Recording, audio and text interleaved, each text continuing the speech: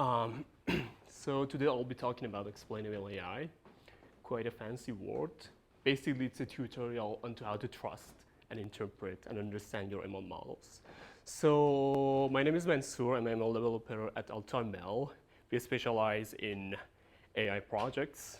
We do a various set of AI projects within different domains.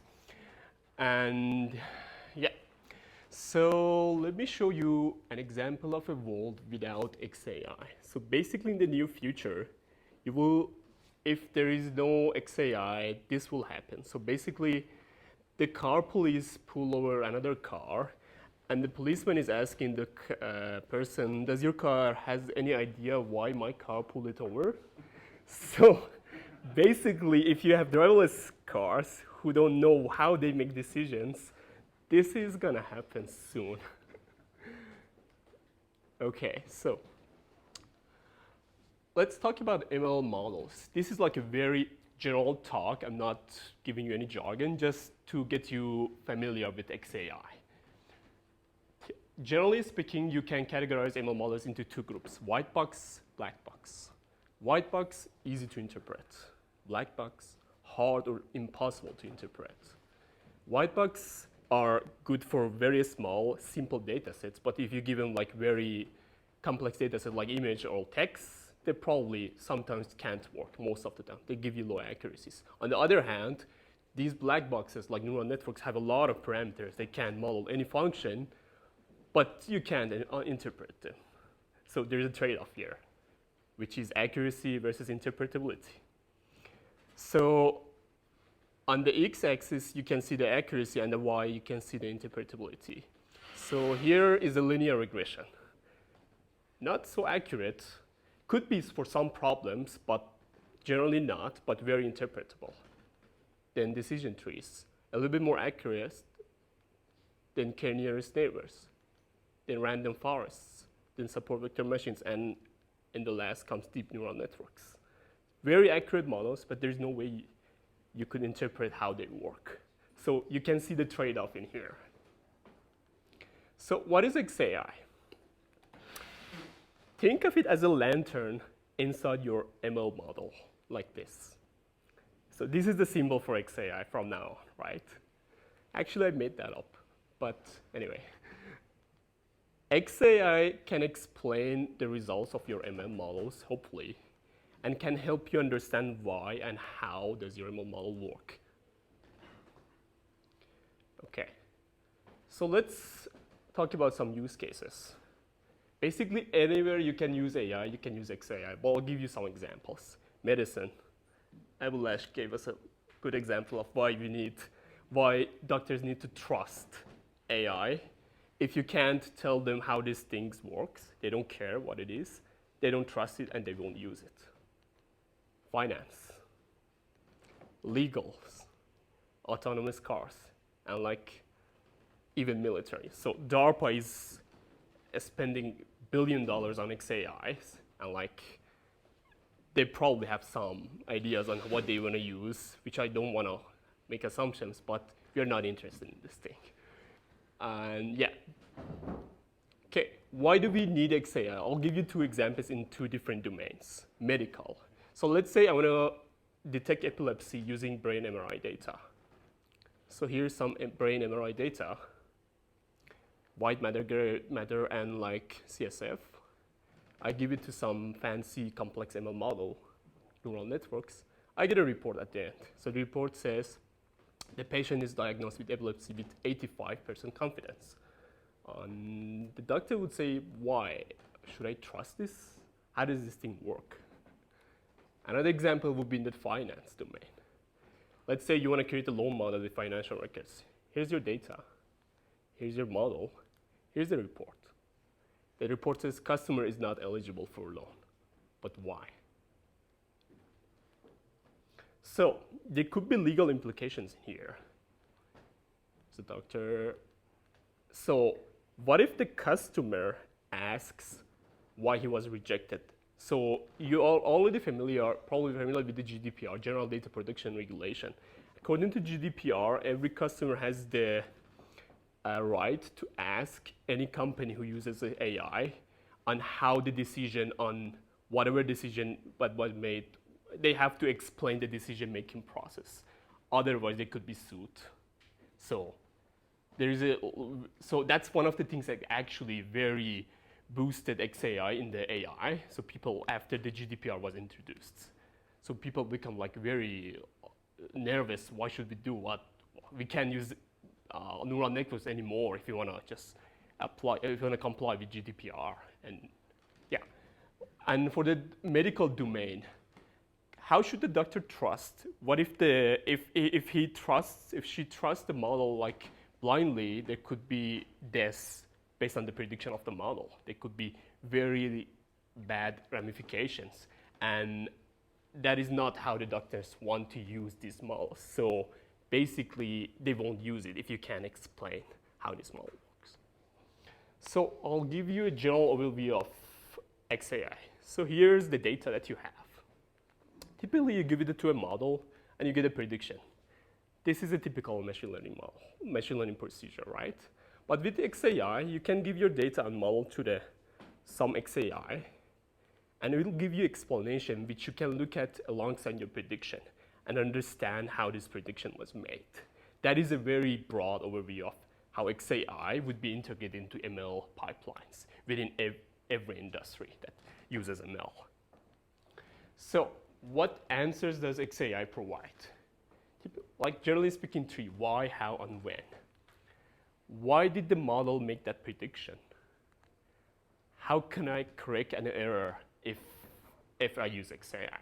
And when can I trust the model prediction? What is the conditions of the data that I know, okay, if data has these conditions, then I cannot trust the model predictions? These are the questions that hopefully will XAI will answer. So let me give you an example. So here's the XAI symbol, right? And it's off. So here's a machine learning without XAI. You're returning data, some function, some image, and you get this is a cat with 93.93% of confidence. So the user says, so okay, it's just a number. But what if I turn on the XAI? This is how it's going to look like when you have XAI here. So basically, you have your model here, but you use another model, and this model will tell you, okay, it has fur, whiskers, and claws. It has these kind of features. Now I know, okay, the model is looking at the right features, the right pixels, segments of the image. Now I can trust the prediction of this model. So this is like a very general example of how would things look different when you use XAI. So there are a lot of problems with ML right now, especially deep learning. I won't dig into them, but I'll tell you about three of them: trust, bias, unfairness, and explainability. So how should we trust an ML model? If an ML model is to make very important decisions which have impact on society and people's lives, how can we make sure that it doesn't mess up? We should be able to trust it, right?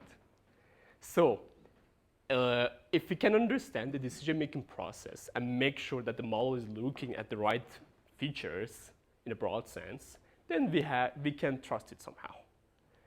The another issue is the bias and fairness. You probably heard of the Amazon recruiting system, which was biased against women. So basically, if there was like a women's word in the resume, it would just diminish it and just ignore it. It was because of the data set, not the model. But anyway, you are using that model to reject or accept people. This will affect their lives. So basically, you have to be able to explain the ML model. And if you can do that, then you can somehow, like to some extent, remove bias in there and make sure your ML system is fair. Another thing that we kind of talked about is like explainability, which everybody needs to know to explain their ML models. So these are the issues with ML right now, some of them, like the most important one, which are like, they're typically categorized as the ethical AI, which is a new field in AI, and many people are like kind of researching on that thing. And yeah. So what are the categories of XAI? There are global explanations, and this is more like, I'm gonna go like more into technical things. Local explanation versus global explanation. Global explanation takes an ML model and explain the behavior of the whole model holistically. But local looks at the specific examples and tell you why that example was predicted positive or negative or within that class. There are two different ways to also categorize XAIs, model agnostic and model dependent. So model agnostic does not care what your model is. It just takes every model that you have and tries to explain it. Versus the dependent is like more nuanced on, and this is model dependent is more about deep learning models, like some CNN models, they can explain how the different layers work. This is actually based on the model architecture. So we're not talking about this thing right now. So in the next lesson, I'll give you a couple of examples of a few methods that people use to just get you familiar with what are these techniques. So let's say you have a bike rating business and you want to know how much the weather affects your business. So there's a method called partial dependence plot, which is a global explanation method. And it will give you something like this. So you have temperature, humidity, and wind speed. These are the weather conditions. And you kind of change these variables and see how does it affect your prediction of your model. So you could say, okay, how does each of these variables can affect the whole model predictions based on that. The other example would be, let's say, you're probably familiar with random forest. They're like very important model for machine learning tasks, especially when you have structured data. And people typically train huge models, which let's say have 10,000 trees, and there is no way you could visualize that thing and understand how it works. So one solution for that is a method called surrogate models. This is a decision tree surrogate model on some data sets. Basically, you pass the predictions of your ML model, big ML model, into a very small explainable model, which is now a decision. It could be a linear regressor or something else, which you can visualize easily. And then you can explain the general decision-making process of your ML model. This is also a global explanation method because it only looks at the whole ML model holistically, not as specific examples. So in the next two examples, I'll tell you about local explanations, which look at like a specific images, a specific instances. So let's say you train an image classification model and you want to explain, you want to know how, there is a Labrador in there, but does the model know where is it? There's a guitar in there. Does the model know where is it? So let's see. So it turns out there's a method, there are a couple of methods, but there is one called Lime, which can give you the super pixels that contribute to each of these classes. So if you get that and you look at them, then you know, okay, you can say, okay, the model is looking at the right picture, the right segment of the picture. Then you can explain, okay, this is doing right? So here's Lime is called, this is actually how I got familiar with this whole field about 2 years ago. It's called locally interpretable model agnostic explanation. It's quite a long word. Basically, you want to explain these points, and this is your decision, so the positive class and the negative class. You try to create replicas of this point around some vicinity, and then just fit a linear classifier on that, like a linear regressor. And then you can say, okay, which features of this data point contribute to it? If I tweak that, some features, it may go to the negative class. And if I tweak that, some others, it may stay in the positive class. So then you can say which feature contributed to the classification of this specific instance. Okay, the other method is called SHAP, which is a little bit hard to explain. So I'll just cheat and talk about Shapley values instead. So Shapley values is a theory in game theory which is for assessing the marginal contribution of a few things that cooperate together. Quite long ago, but I'll give you an example, right? So let's say here's a map of here. Here's AltaML. Mansour, me, Mohammed, and Mina want to share a ride to AltaML. So if I want to go to AltaML, I have to pay 40 bucks. If Mohammed wants to go, he has to pay 5 bucks. And if Mina wants to go, she has to pay 25 bucks, right? What if we share a ride together? How much should we pay if we share the ride together? So what would be our marginal contribution if we cooperate and share the ride together, right? So here's a table. If I ride, I'll have to pay 40 bucks. If Mohammed goes 5, Mina 25. If Mansour and Mina goes, they have to pay 40 bucks because I'm there. And like you can see the whole table for there. And here's, so I consider all the permutations of cooperating. So here's first Mansour, Mina, and then Mohammed joins, Mansour, Mohammed, Mina. And here's the how much each one should pay for each scenario, right? So for the first one, if I'm the first one, then I have to pay the whole 40 bucks, right? So none of those other people have to pay anything. Same for the second one. So if Mina goes first, then she has to pay 25 bucks. Then I join, then I have to pay the remaining 15 bucks, and Mohammed doesn't have to pay anything. You can do the math for all of these permutations, and what you do is like when you compute these values for each permutation, you just take an average. So according to Shapley theorem, this is the fair value to pay for each of these people if they want to share a ride. So how does it relate to machine learning? Think of features as passengers and the amount paid as the model predictions. So if each feature contributes to the model prediction, how much does it contribute? It's the same as the money that the passenger has to pay. The same concept can be applied with the machine learning problems. And you can calculate the feature importance for each of those features. That's the very general idea of, like, I simplified it a lot on the shop. It's a NIPS paper, and you can read. It's a very interesting paper. But that's the general idea that I talked about.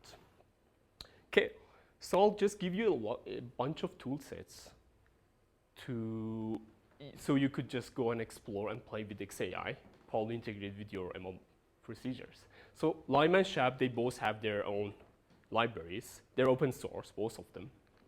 There's Microsoft Interpret ML, which is basically a wrapper around Lime and Shap with a couple of other methods. There is H2O's driverless AI. This is actually a paid service. You have to pay for this thing, but it's an AutoML system which does everything for you and also gives you a bunch of explanations at the end if you want. There is Google's What If tools, and there is TF Explain. This is mostly for image, on the text form, and there is IBM Watson. Okay, how does the future look like for the XAI? And this is my perspective. This is what I think. May not hold true, but yeah. So some models will be explained to explain their results. So think of it as saying analysis to the robots in Westworld, if you've seen that series. If you told analysis to the robot, it kind of went into the analysis mode, and you could just ask, why did you make that decision? Why did you do that? Blah, blah, blah. Hopefully, we'll have it in the future. So one problem that we saw here was like, we can explain the model, but can we tweak it to just make it better? No method that I know of can do that right now. Even you have a neural network, there's no way you could play with these parameters and tweak it in a way that makes sense. So basically, that would be a very neat future research on XAI. How do you change things? If it's a rule-based model, you just add a rule or just remove. What if it's a neural network? What do you do? So in the future, if these systems become abundant, the debugging level of ML would be more semantic level than right now. They just dive into the code, but this will be as packages or very, very segmented lines of code which you don't need to dig into, but it will be more high level of debugging when you have these tools. And probably you'll be able to inject your knowledge into these models since they're interpretable. And this is also dependent on the second issue, if you're able to tweak that model. Yeah, that's it. That's a very quick tutorial on XAI. Any questions?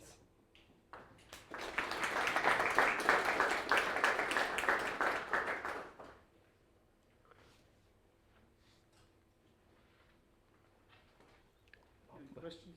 Yeah. Are there any models that are any, like when somebody learns something, Yeah.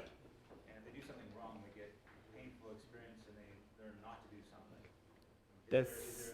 That's more reinforcement learning approach. When you get a reward or like punishment for something, you could fine-tune some models based on the rewards, but that's not XAI. That's actually tweaking the model to go into specific directions. People do that. Like you have like a deep neural network, let's say a chatbot. You train it into a model with a chatbot, so the chatbot gives you like very short answers. So basically, then you apply RL on top of it, and you just incentivize it to give you long answers. That's, yeah. Wouldn't that be a good way to tweak a model by giving it some kind of a negative, like don't do that kind of learning experience? Nobody's pursuing that kind of. It is, but like it's not towards interpretability. It's like towards like leaning the model into a specific behaviors. Yeah, that's what I have seen.